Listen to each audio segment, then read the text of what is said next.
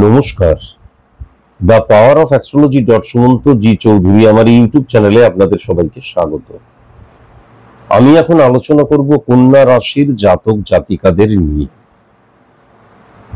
22 তারিখ থেকে, অর্থাৎ সেপ্টেম্বর মাসের 22 তারিখ থেকে সেপ্টেম্বর মাসের 30 তারিখ পর্যন্ত এই যে সপ্তাহটা, এই সপ্তাহটা কন্যা রাশির জাতক জাতিকাদের কেমন যাবে এবং কি কি সাবধানতা অবলম্বন করা প্রয়োজন। এটা উৎসবের সপ্তাহ, আবেগের সপ্তাহ, পুজোর সপ্তাহ। কন্যা রাশির জাতক জাতিকাদেরকে নিয়ে বলতে গিয়ে আমি বলেছিলাম, এই যে ফেজটা শুরু হয়েছে সেই ফেজটাতে কিন্তু এই যে সারাটা বছর জানুয়ারি, ফেব্রুয়ারি, মার্চ, এপ্রিল, মে, জুন, জুলাই, আগস্ট এবং সেপ্টেম্বরেরও কিছুটা, তারা কিন্তু সার্বিকভাবে যদি কন্যা রাশিকে দেখা যায় সেরকম ভাবে সঠিক সংযোগ ক্রিয়েট হয়নি গ্রহগত প্ল্যানেটরি অবস্থানের মধ্যে দিয়ে বা নাক্ষত্রিক অবস্থানের মধ্যে দিয়ে। কিন্তু এই যে সময়টা, এই সময়টা তাদের অত্যন্ত পজিটিভ সময় যাচ্ছে, যদিও সার্বিক মতে, বারবার ধরে বলছি, যদিও সার্বিক মতে। এখন 22শে সেপ্টেম্বর থেকে 30শে সেপ্টেম্বর এই যে সময়টা সবচেয়ে পাওয়ারফুল কি হয়ে যাচ্ছে, সবচেয়ে পাওয়ারফুল হয়ে যাচ্ছে কিন্তু মঙ্গলের অবস্থান। এবং সবচেয়ে ইম্পর্টেন্ট ফ্যাক্টর যেটা কাজ করছে সেটা হচ্ছে এই যে মঙ্গলের অবস্থান, সেই মঙ্গলটাও কিন্তু পজিটিভ ভাবে ইনফ্লুয়েন্স ক্রিয়েট হচ্ছে যে নক্ষত্রের মধ্যে দিয়ে, সেটা হচ্ছে চিত্রা নক্ষত্র। চিত্রা নক্ষত্রের পজিটিভ ইনফ্লুয়েন্স কিন্তু শুধুমাত্র মেষ রাশিকে বা বৃশ্চিক রাশিকে বা মঙ্গলের প্রভাবকে পজিটিভ করছে তা নয়, মঙ্গলের সাথে কানেকশন ঘটিয়ে কিন্তু 6 নম্বর ঘর, 9 নম্বর ঘর, 10 নম্বর ঘর এবং 11 নম্বর ঘরকেও পজিটিভ করে দিচ্ছে। চিত্রা নক্ষত্র সম্পর্কে বলতে গেলে আমাদেরকে বলতেই হবে যে চিত্রা নক্ষত্রকে রিপ্রেজেন্ট করে মঙ্গল, এবং যদি যদি দেবদেবীদের মধ্যে দিয়েও তাদেরকে রিপ্রেজেন্ট করতে হয় তাহলে জাস্ট গেল বিশ্বকর্মা, সেই বিশ্বকর্মাকেও কিন্তু রিপ্রেজেন্ট করে চিত্রা নক্ষত্র। অ্যাস্ট্রোলজিক্যাল প্ল্যানেট রিপ্রেজেন্ট করে আমাদের হরমোনকে, আর অ্যাস্ট্রোলজিক্যাল যে স্টার রিপ্রেজেন্ট করে আমাদের কিন্তু গ্রন্থিকে। Very very important. তাহলে চিত্রা নক্ষত্রের ইম্প্যাক্ট সার্বিকভাবে যদি কন্যা রাশির জাতক জাতিকাদের ক্ষেত্রে লক্ষ্য করা যায় তাহলে নো ডাউট কিন্তু অত্যন্ত পজিটিভ ইম্প্যাক্ট ক্রিয়েট করবে। প্রথমত গজকেশরী যোগ সৃষ্টি করছে, গজকেশরী যোগ সৃষ্টি করছে 7 নাম্বার ঘরে। তাহলে কন্যা রাশির জাতক জাতিকাদের ক্ষেত্রে সবচেয়ে পজিটিভ ইম্প্যাক্ট যেটা আসছে সেটা হচ্ছে কমিউনিকেশনের জায়গায়, সেটা হচ্ছে একটা মানুষের সাথে আরেকটা মানুষের সদ্ভাবের জায়গায়, সেটা হচ্ছে একটা মানুষ এবং আরেকটা মানুষ একত্রিত হয়ে যখন আমরা হচ্ছি, তুমি এবং আমি সমান সমান আমরা হচ্ছি, সেই জায়গাটা পজিটিভ হচ্ছে। বৈবাহিক সম্পর্কের জায়গাটায় যাদের সেপারেশনের জায়গা চলে গেছে বা ভুল বোঝাবুঝি হচ্ছে, সেপারেশনের জায়গাটা চলে গেছে বা ডিভোর্সের জায়গাটা চলে গেছে, তাহলে এই সময়টায় তারা যদি চেষ্টা করে, গ্রহগত সাপোর্ট তাদের উপর ডেফিনিট ভাবে আছে, তারা কিন্তু আবার কাছাকাছি আসতে পারে, আবার শ্রদ্ধা, বিশ্বাস, ভালোবাসা নিয়ে একত্রে থাকতে পারে। বৈবাহিক যে জায়গাটা সেটা অত্যন্ত পজিটিভ কিন্তু আমি লক্ষ্য করতে পারছি। এবং অনেক ক্ষেত্রে দেখা যায় যে আমি পার্টনারশিপ বিজনেস করছি, তাহলে সেক্ষেত্রেও কিন্তু অনেক সময় ভুল বোঝাবুঝি হয়, বা দেখা যাচ্ছে একজন খুব পরিশ্রম করছে আরেকজন ক্রিম খেয়ে যাচ্ছে, এটা আমরা বেশিরভাগ ক্ষেত্রেই দেখি। তাহলে সেক্ষেত্রেও কিন্তু দেখা যায় দুজনের বন্ডিং বা আন্ডারস্ট্যান্ডিং অত্যন্ত পজিটিভ হয়, এটাও কিন্তু লক্ষ্য করা যাচ্ছে। এখন ইম্পর্টেন্ট ফ্যাক্টর যেটা হচ্ছে চিত্রা নক্ষত্রের ইম্প্যাক্টটা কেন পজিটিভ হচ্ছে, তার কারণ শনি এবং রবির মধ্যে গ্রহণ দোষের জায়গা লক্ষ্য করা যাচ্ছে, কিন্তু রবি উচ্চস্থ এবং রবি কিন্তু বুধাদিত্য যোগ সৃষ্টি করছে এবং সেই মঙ্গলকেই কিন্তু পজিটিভ ভাবে ইম্প্যাক্ট করছে। তাহলে এই যে রবির যে জায়গাটা, সেই জায়গাটা এত বলবান, কেবলমাত্র রবির উৎসটা যেখানে সিংহ রাশি, সেখানেই কিন্তু দেখা যাচ্ছে গ্রহণ দোষ। তাহলে রবি পুরোটাই অফ হয়ে যাচ্ছে। আমি প্রচন্ড শক্তিশালী বলবান, আমার গোড়াটাই কেটে দেয়া হলো, তাহলে আমি কখনো আমার মাথাটা আকাশের দিকে তুলে দাঁড়িয়ে থাকতে পারবো না। এই ক্ষেত্রে যদি লক্ষ্য করা যায়, তাহলে চিত্রা নক্ষত্র কিন্তু 9-3 কানেকশনের মধ্যে দিয়ে শনিকে, বৃহস্পতিকে, মঙ্গলকে তো করছেই, রিপ্রেজেন্টই করে মঙ্গল, এবং রবিকেও কিন্তু পজিটিভ ভাবে হিট করছে, এবং মঙ্গল এবং শনি এবং রবি দুজনকেই কিন্তু পজিটিভ ভাবে হিট করছে।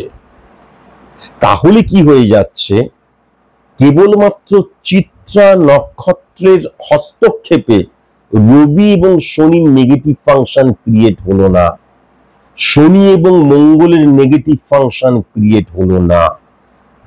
এবং ইম্পর্টেন্ট ফ্যাক্টর যেটা হচ্ছে 11 নম্বর ঘরটাই কিন্তু মঙ্গল হিট করছে এবং সেখানে কেতু বসে রয়েছে।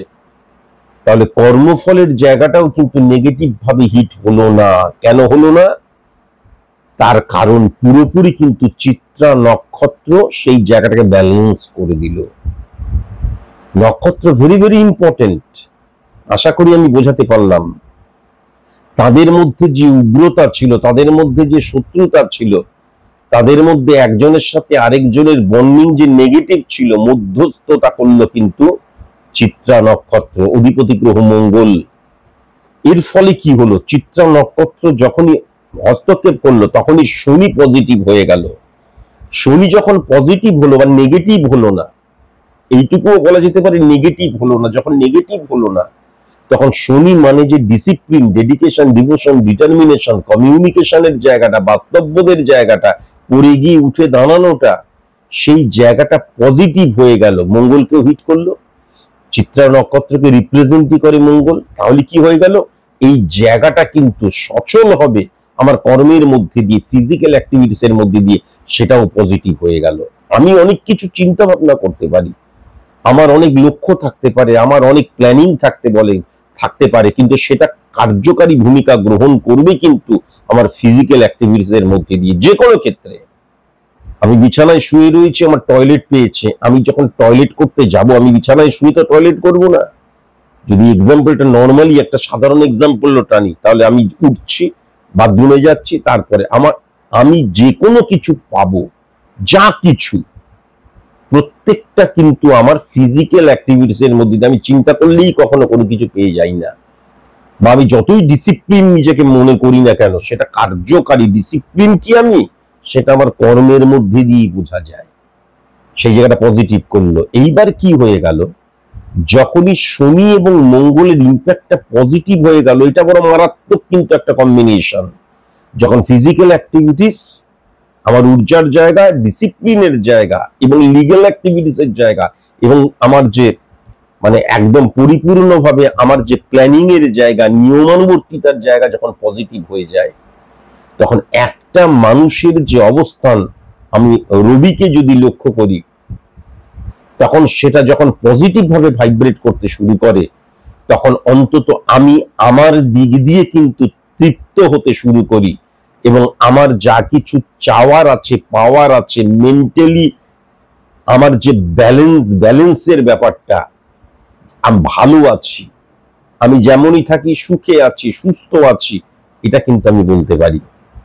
এটা কিন্তু লক্ষ্য করা যাচ্ছে এবং অত্যন্ত পজিটিভ হয়ে রয়েছে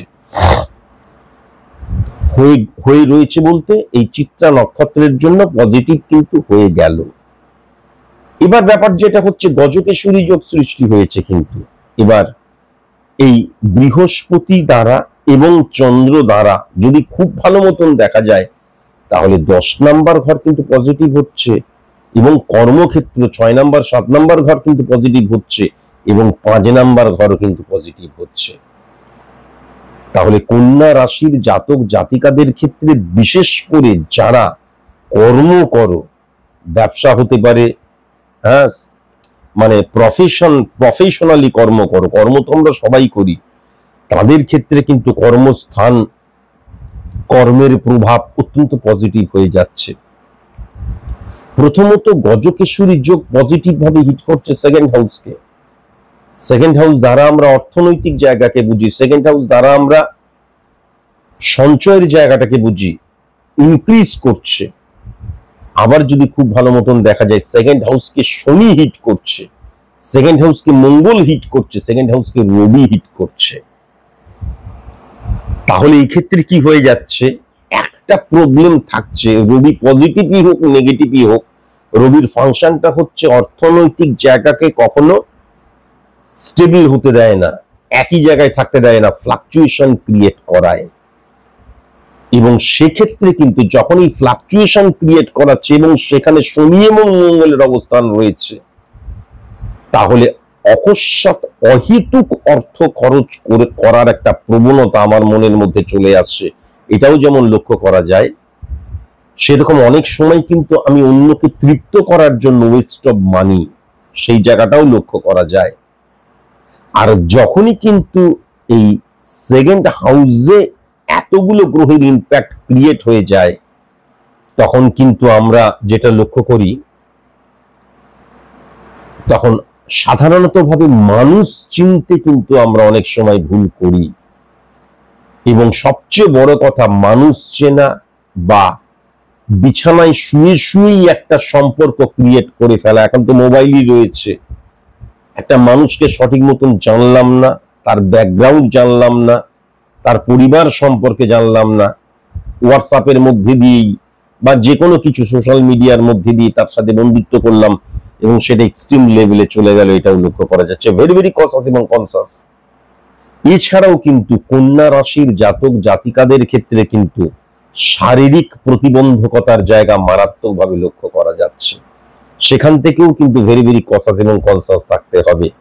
বিশেষ করে মহিলাদের অভ্যন্তরীণ যে মহিলা পার্টস রয়েছে সেখান থেকে খুব সাবধান। হ্যাঁ, বয়স্ক মহিলাদের সাদাস্রাব থেকে, ঋতুস্রাব নয় সাদাস্রাব থেকে, বা আমাদের যে যৌনাঙ্গে ইনফেকশন থেকে সাবধান, ওইটা বয়স্ক মহিলাদের ক্ষেত্রে। আর ছেলেদের ক্ষেত্রে কিন্তু মূত্রাশয় থেকে ভেরি ভেরি কনসাস এবং কনসাস। গল ব্লাডার জনিত প্রবলেমের জায়গাটাও কিন্তু লক্ষ্য করা যাচ্ছে, ভেরি ভেরি কনসাস এবং কনসাস।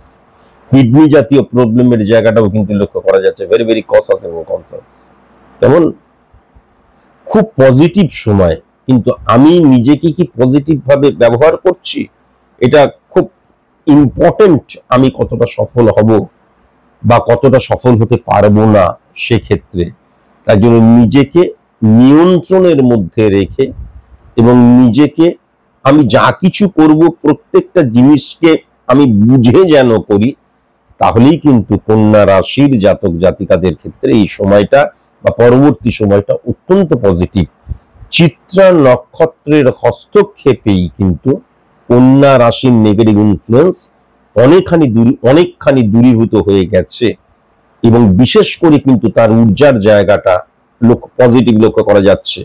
খুব সাবধান, কেননা শনি এবং কেতুর প্রভাব থাকার জন্য কন্যা রাশির জাতক জাতিকাদের সাবধানতা অবলম্বন করা প্রয়োজন, যেন মানে অপারেশনের জায়গাটা ভেরি ভেরি কনসাস এবং কনসাস। যদি কারোর অপারেশন হয় এবং এই সপ্তাহে যখন যদি কন্যা রাশির জাতক জাতিকাদের সিজারিয়ান বেবি হয়, সেক্ষেত্রেও কিন্তু ভেরি ভেরি কনসাস এবং কনসাস হতে হবে।